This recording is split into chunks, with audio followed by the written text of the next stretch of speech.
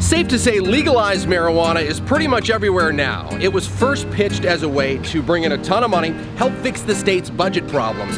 Things got off to a rocky start, but now 4 years after the first gram was sold, there are 60 retail stores in Seattle, like Have a Heart in Greenwood. We have drinks, chewables, we have sugar, Indica. You want to think of Indica. Excellent. Blue Dream, probably one of the most popular strains throughout. You can still get things done. You can go grocery shopping. So there's a lot going on, but say you want to go to the grocery store, then go to a movie, and you pick Blue Dream. The state of Washington imposes a 37% excise tax on all sales. Thank you very much for coming in to Have a Heart, and have a great day. Pot is more than $1 billion industry in Washington state now, and it appears many underestimated the appetite for pot. The state last year thought it would take in $120 million in that tax revenue.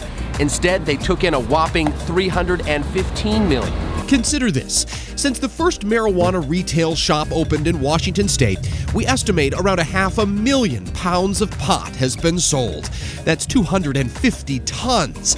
The same weight of steel used in the Space Needle, twice as heavy as a blue whale. It's the weight of 40 elephants. Okay, you get the point. But when compared to the entire state tax picture, marijuana makes up just a sliver of the more than $21 billion coming in. Still, $352 million in marijuana taxes this fiscal year is a lot of money, but can disappear pretty quickly when it's divided up. Here's where it goes. 8%, or $28 million this year, goes to substance abuse prevention and treatment. 5% of the tax revenue goes to community health centers. 3% for marijuana education and youth prevention programs. A tiny sliver goes to drug research.